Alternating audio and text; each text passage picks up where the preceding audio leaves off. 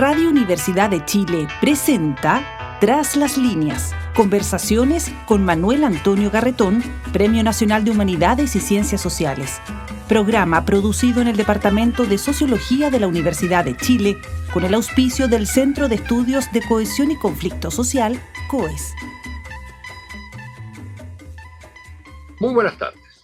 Bienvenidos y bienvenidas a Tras las líneas, el programa semanal del Departamento de Sociología de la Universidad de Chile y del COES, el Centro de Cohesión y Conflicto Social, en que nos reunimos todas las semanas para conversar sobre diversos problemas que nos pueden afectar como sociedad, como persona, como humanidad, desde la perspectiva particular de las ciencias sociales.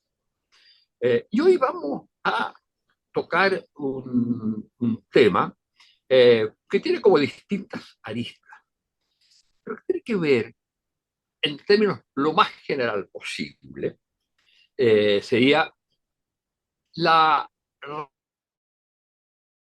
entre la cultura dominante en una sociedad, los modelos o las formas como esa sociedad se representa lo que está ocurriendo, particularmente en un área, que es el área que nuestro invitado, nuestra persona invitada, es especialista, y que tiene que ver con el tema de los debates económicos y el rol que juegan los intelectuales a través de los medios de comunicación en ello, y también el rol que juegan los medios de comunicación mismos en, por ejemplo, el análisis de fenómenos que teóricamente no tendrían nada de político, y sin embargo en los medios de comunicación se elabora una visión política que responde a un mensaje cultural de esa situación.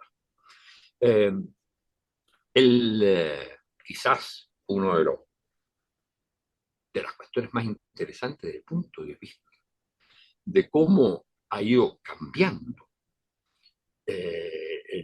tanto el rol de los medios de comunicación, pero sobre todo el debate intelectual, es el tema del modelo económico. Ustedes se recuerdan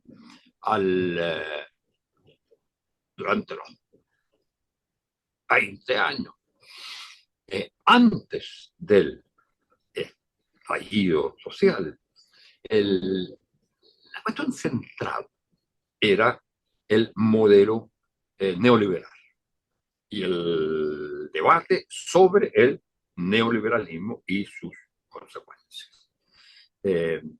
Y en ese debate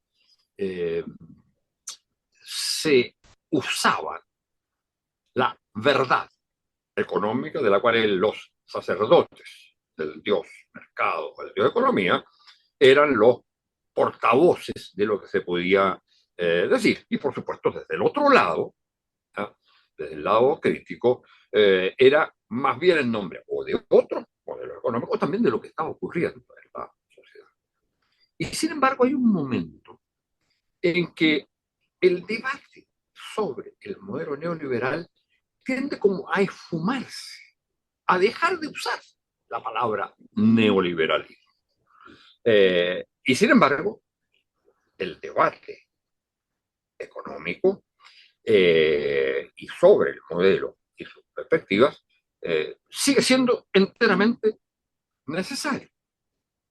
Hay un momento, y estas cosas las digo a partir de lo que he leído a nuestros entrevistados, hay un momento en que esto tiende a ocurrir, que es en el estallido social, que va a cambiar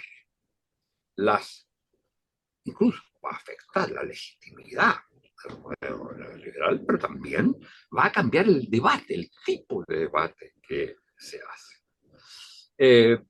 Para conversar de esto y para conversar de cómo los medios de comunicación utilizan problemas, por ejemplo, como los incendios forestales, para darle una estricta visión política en aquel momento de crítica radical al gobierno vigente, que era el gobierno de Michelle Bachelet. Para conversar de todo esto, tenemos a un especialista de estos temas, en el campo, sobre todo lo que se llama la sociología cultural, pero que también ha tocado muchos otros campos como sociología económica, análisis de tecnología, de las crisis climáticas, etc.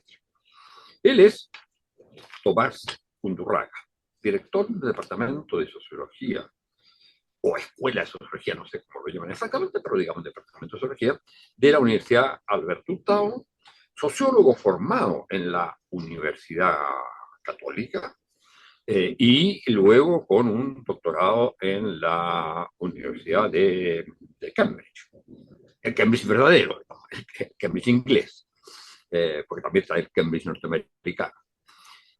Y él tiene una obra muy prolífica, participamos en la dirección de muchos proyectos y tiene un conjunto de investigaciones precisamente respecto a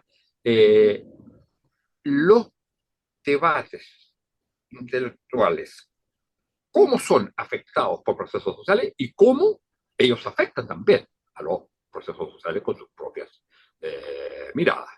Y eso también en relación a el rol que juegan a través de columnas u otras cosas en los medios de comunicación. Bueno, muchas gracias por estar con nosotros, Tomás.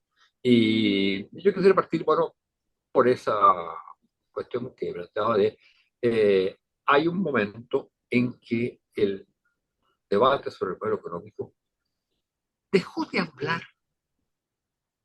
pues tú me dirás si no es así, pero principalmente del neoliberalismo. ¿Qué significa eso? Muy buenas tardes, Manuel Antonio, y muchas gracias por la invitación a este programa. Muy buena pregunta para empezar. ¿Por dónde partimos? A ver, creo que una primera aclaración que me parece interesante de distinguir es que el neoliberalismo como concepto es un concepto oposicional, me podría decir. Aquellos defensores del modelo económico no se autonombran como neoliberales, sino que más bien hablan del capitalismo, del mercado, de la economía de libre mercado. El neoliberalismo en ese sentido nace como un concepto que se utiliza como un concepto crítico, que tiene una concepción, podríamos decir, negativa, o una concepción crítica respecto a las políticas de la globalización y a las políticas neoliberales en general.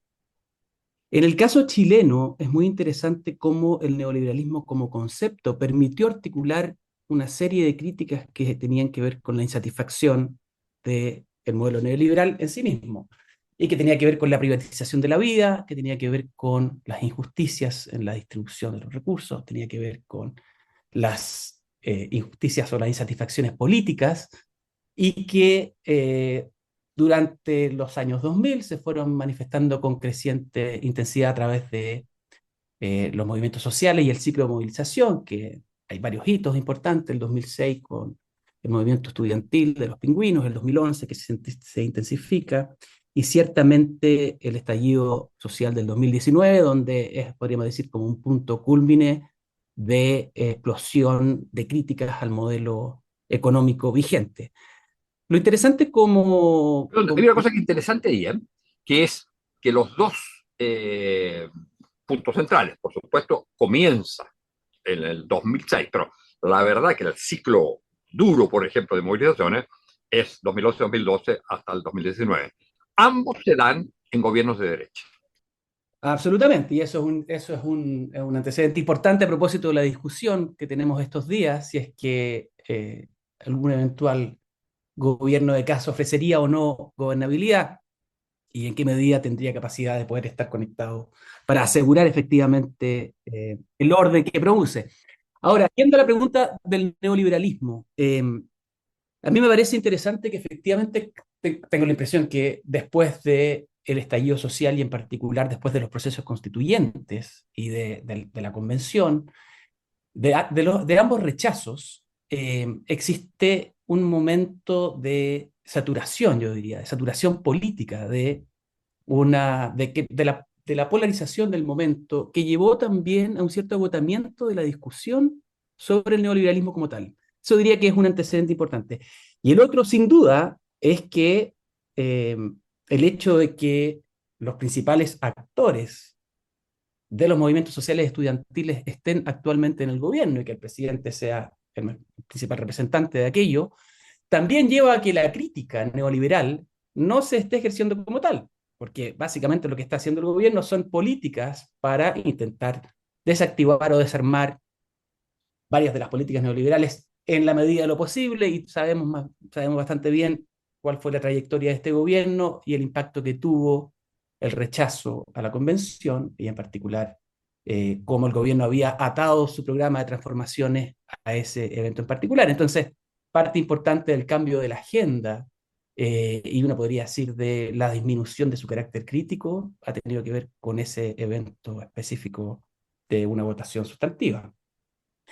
Ahora, conectando con la pregunta por los medios de comunicación, y aquí también me parece interesante cómo ha cambiado el debate. Actualmente, efectivamente, se habla poco del neoliberalismo, y está más bien instalada la pregunta por el crecimiento económico, la pregunta por la seguridad, la pregunta por la migración. Ese es el enmarcado con el cual el debate público en este momento está centrado. Y Bueno, desafortunadamente y para la... además, en la parte del crecimiento, también yo diría, sobre todo de los sectores más progresistas, es la preocupación por un crecimiento con equidad, lo que implica un modelo de desarrollo que no es solo un modelo de crecimiento, que implica hacerse cargo de la crisis medioambiental, de los problemas de desigualdad, etcétera, etcétera.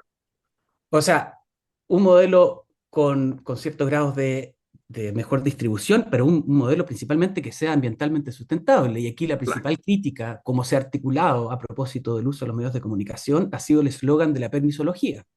La permisología ha sido la manera por la cual peyorativamente se ha intentado desarmar el entramado de protección ambiental básico para el desarrollo del proyecto sustentable. Y en eso los medios de comunicación han sido completamente dóciles, por decirlo de una manera, o han dado el espacio para que esa crítica tenga una enorme circulación.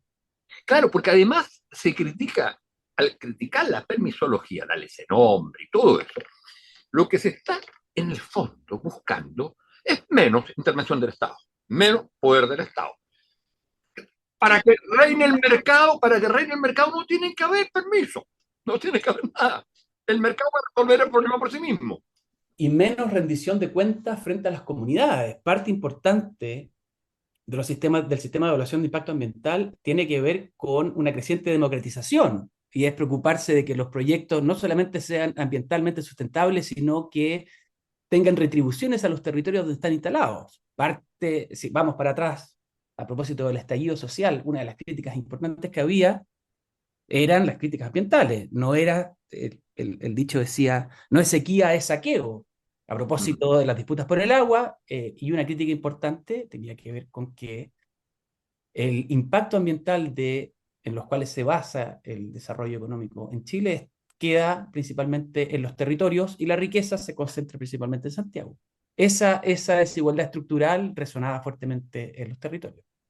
Ahora, yendo a la pregunta por los medios de comunicación y los debates sobre el modelo, a mí me parece que, y es lo que hemos encontrado en nuestras investigaciones, nosotros estudiamos específicamente cuál es el papel que han tenido los columnistas en uno de los trabajos, en un par de trabajos que hemos hecho. ¿Qué papel han tenido los columnistas en articular el debate sobre el modelo económico?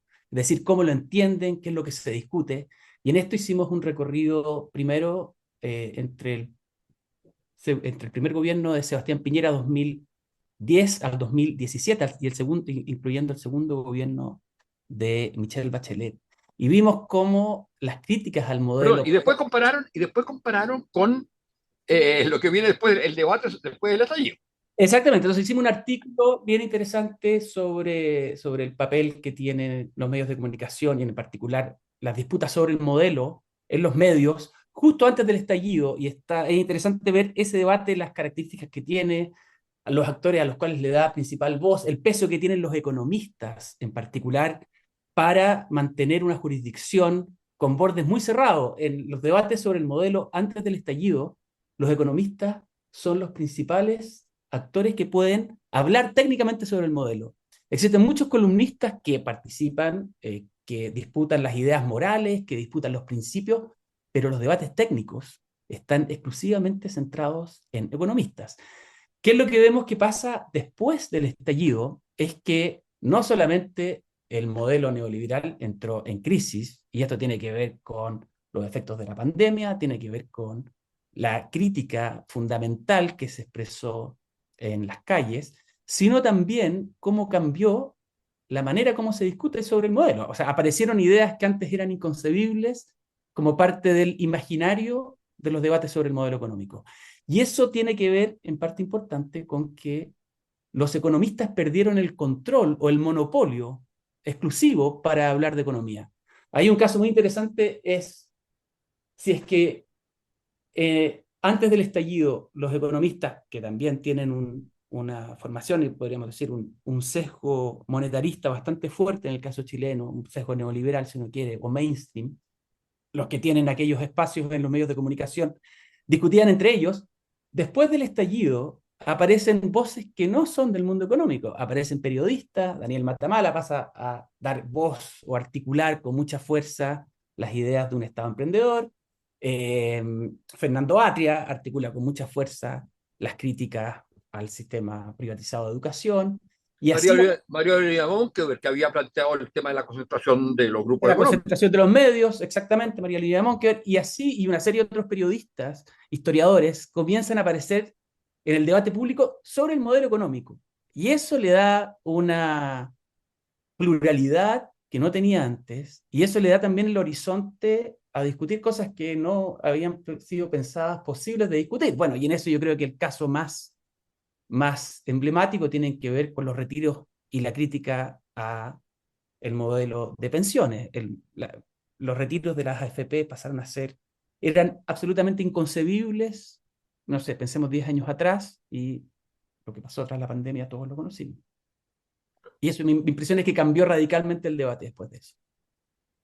Y, y hoy día el, el debate sobre el modelo económico eh, es un debate que ha dejado la discusión sobre el neoliberalismo, solo cómo se mira para adelante o lo que significaría en términos estrictos, en un lenguaje clásico, que no habrían transformaciones estructurales fundamentales, sino orientaciones. O, o hay el debate de una alternativa a los modelos económicos actuales. Es una buena pregunta, yo creo que tiene que ver con la evaluación que uno haga de las políticas que ha implementado el propio gobierno o la capacidad de haber realizado o no sus propios ideales. Si uno piensa en la ley de pesca y en términos de la capacidad distributiva que ha tenido, probablemente sea una de las intervenciones con mayor capacidad distributiva de las políticas de los últimos tiempos. O si uno piensa en una empresa nacional del litio, o el acuerdo al menos que hay para que el Estado tenga un papel preponderante en el desarrollo de esa industria, también son ideas que no estaban tan presentes 10 años atrás, o no sé si tenían el margen que uno quisiera. Eh, entonces mi impresión es que sí, efectivamente, hoy en día en particular, el debate desde el gobierno o desde los sectores progresistas respecto a la agenda económica son menos innovadores, y lo vimos claramente lo que pasó con la reacción frente al programa original que tenía Janet Jara y las reacciones que generó. La demanda interna, o sea, las ideas fueron criticadas de inmediato con el eslogan de kirchnerista y con el eslogan de que no eran serias o no eran económicamente viables, y pasó la misma candidatura de Janet Jara a hablar en cierta medida de el idioma aceptado respecto al mundo económico.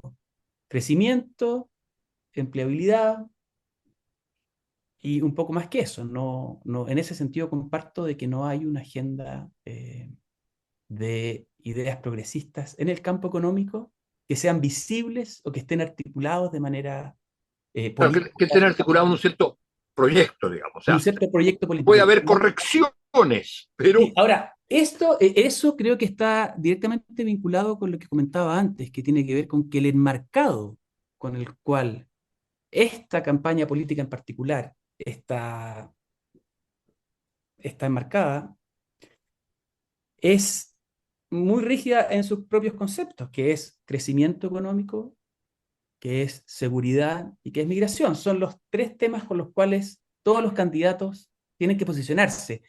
Y lo que sabemos un poco de las teorías de la comunicación es que quien gana el debate por las ideas o por el mercado de las ideas, básicamente gana la batalla de las ideas también.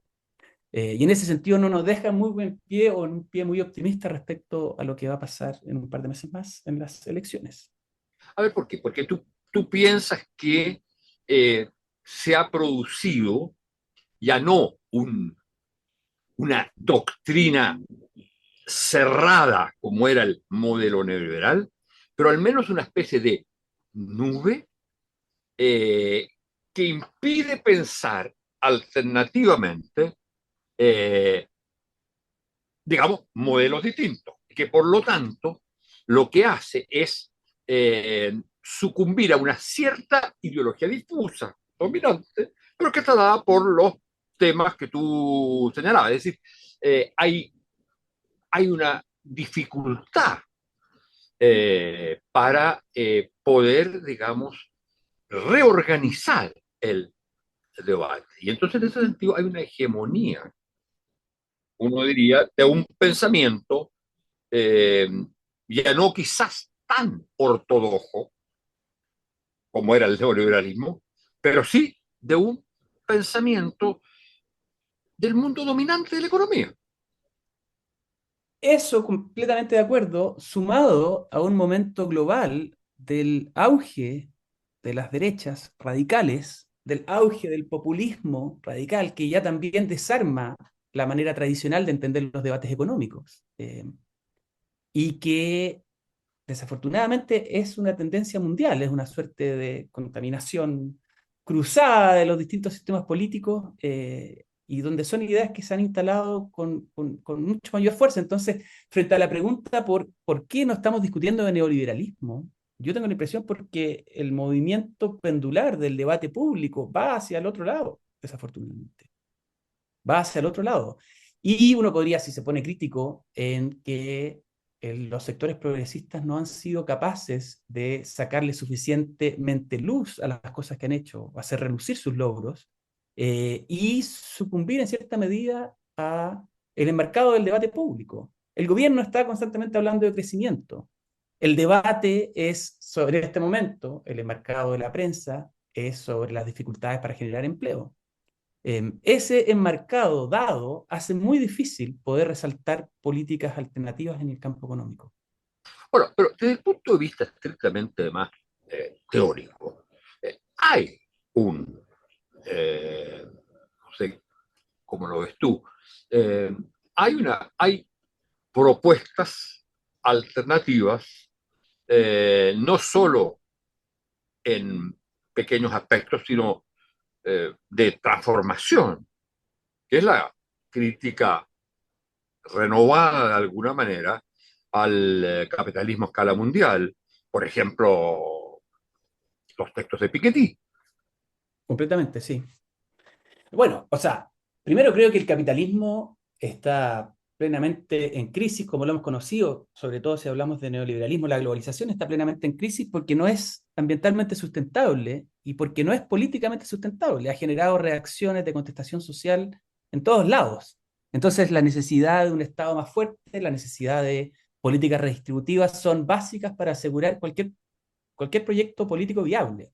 Y eso lo estamos viendo, lo acabamos de ver ayer en Argentina. Milei recibió una derrota sustentable a sus políticas ultraliberales. Entonces también en eso, para mí lo difícil es pensar a dónde mirar.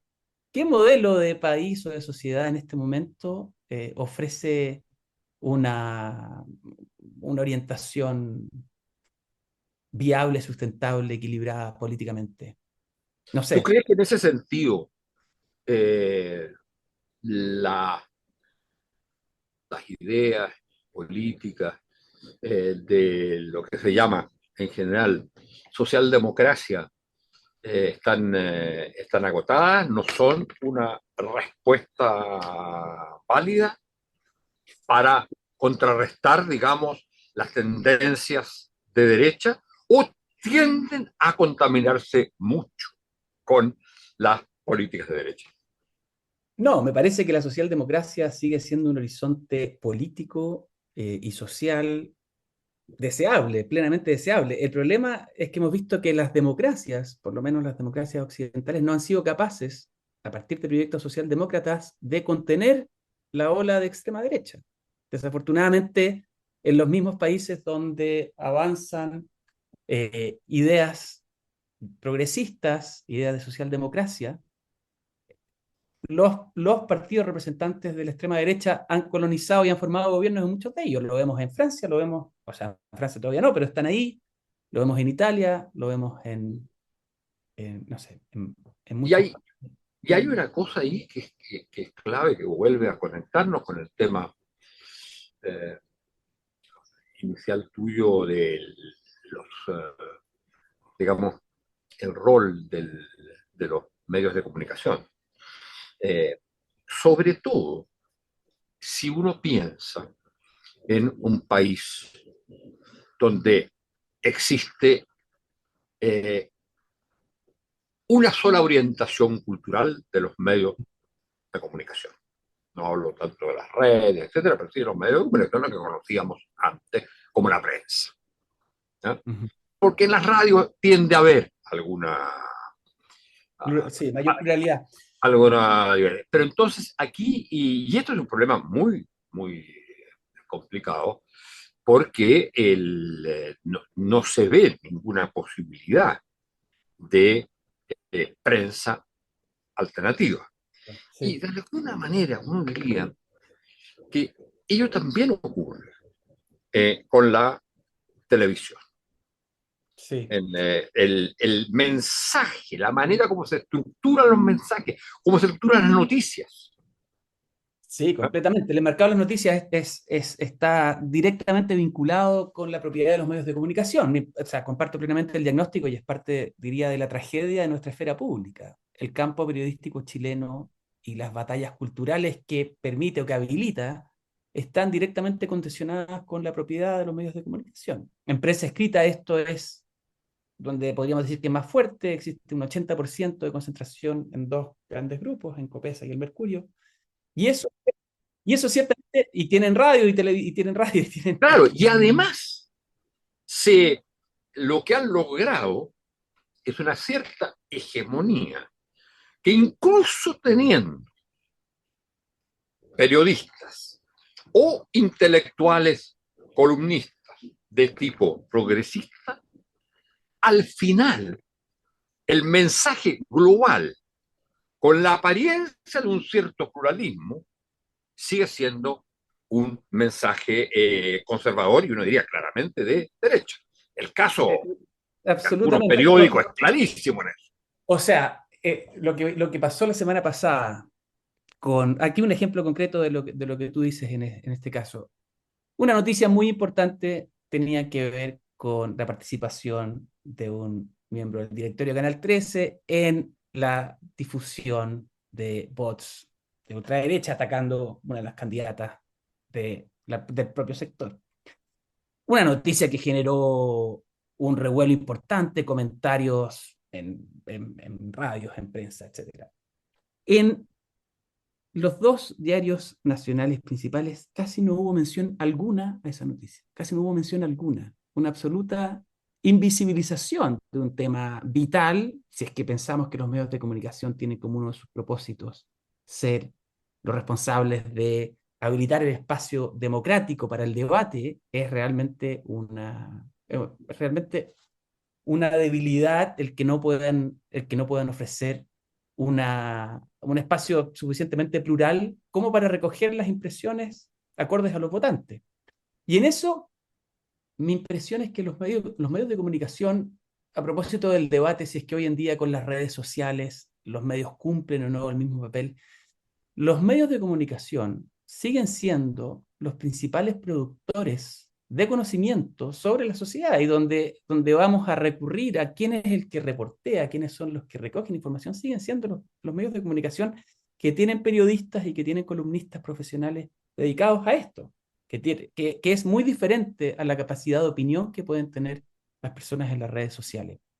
Las redes sociales en ese sentido producen menos conocimiento periodístico, no hacen un trabajo periodístico propiamente tal. Sí reproducen, comentan, articulan y ciertamente las redes tienen un valor importante que es que dan espacio a comentar y a cubrir la realidad desde múltiples ángulos. En el fondo rompen el monopolio que tenían de la interpretación en cierta medida que tenían los medios con anterioridad. Pero dicho esto, los medios de comunicación siguen teniendo un papel central en la construcción de la realidad, al generar conocimiento y opinión pública sobre los temas de interés común. Entonces, desde esa perspectiva, me parece que es lamentable la falta de pluralidad que ofrecen los medios de comunicación nacional, en particular la prensa escrita. En particular la Y prensa. eso es lo que, y tenemos que poner puntos finales, eso es lo que pone el punto, digamos, de conclusión, porque en términos de este tema central que tú has abordado en tu investigación, el papel de los medios de comunicación en democracia. No hablan contra la democracia como podrían haber hablado en otra época, pero sí generan un tipo de conocimiento que es un conocimiento unilateral. Es decir, al final, independientemente de que pueden tener personas de distintas corrientes, transmiten una visión de mundo que no es pluralista. Y eso es exactamente lo contrario a lo que sería una cultura y una comunicación y una sociedad democrática. Otra forma de decirlo es la distinción que hace Starkman, que es un intelectual norteamericano, que habla de la distinción entre el periodismo de acceso y el periodismo de investigación, como dos formas de hacer periodismo. Unos que hablan sobre lo que dicen las élites políticas y económicas, y la otra, la que examina o la que investiga lo que hacen y no lo que dicen las élites económicas y las élites políticas. Una forma de decir lo que pasa con el periodismo de la prensa tradicional es que tiene muy poco espacio para el periodismo de investigación y hay un periodismo que es muy de contacto, muy de darle espacio, darle voz a las élites políticas y a las élites económicas antes que escrutar el comportamiento que ellos tienen. Eso también es la televisión. Eso también es exactamente la televisión. Ahora, lo que es Exactamente. interesante, y tenemos que terminar, y lo que es interesante es que si uno piensa por lo menos en dos fenómenos que muestran exactamente la importancia del periodismo de investigación, es lo, la difusión en Estados Unidos de lo que estaba ocurriendo con la guerra de Vietnam a través del New York Times. Eso generó un clima de opinión pública que terminó con la guerra de Vietnam. Y el otro es la investigación que se hace de de los informes clasificados de la política norteamericana respecto de que es claramente periodismo de investigación, respecto del golpe militar en Chile y del asedio al gobierno de Allende. Absolutamente. Bueno, o sea, yo diría, hoy en día los escándalos que hemos tenido también son producto del poco espacio que tiene el periodismo de investigación, que ciertamente lo hay. El escándalo de los Boots fue Nicolás Sepúlveda, un periodista que hace periodismo de investigación, que lo transmite en CIPER y que efectivamente... Lo que ha hecho CIPER, por ejemplo, es muy importante. Lo que hace CIPER es muy importante, lo que hacen algunos otros espacios similares, pero si uno lo piensa en términos de estructura, es literalmente David contra Goliat, o sea, es un grupo de periodistas comprometidos, pequeños, versus versus una empresa periodística, que sería muy interesante si hubiese una empresa periodística dedicada al periodismo de investigación. Eso significaría que encontrase una forma de financiamiento que no estuviese directamente ligada a los intereses económicos o a los grupos económicos, pues justamente es curioso porque CIPER nació de uno de los grupos económicos, ahora ya no, pero y se independizó. Y se claro. independizó porque fue la manera de asegurar su independencia. Bueno, muchas gracias, Tomás, por esta conversación y muchas gracias a ustedes, señoras y señores auditoras y auditores, y será hasta la próxima semana. Muchas gracias. Muchas gracias, Manuel Antonio, por la invitación y por esta conversación. Hasta la próxima. Radio Universidad de Chile presentó Tras las líneas, conversaciones con Manuel Antonio Garretón, Premio Nacional de Humanidades y Ciencias Sociales. Programa producido en el Departamento de Sociología de la Universidad de Chile con el auspicio del Centro de Estudios de Cohesión y Conflicto Social, COES.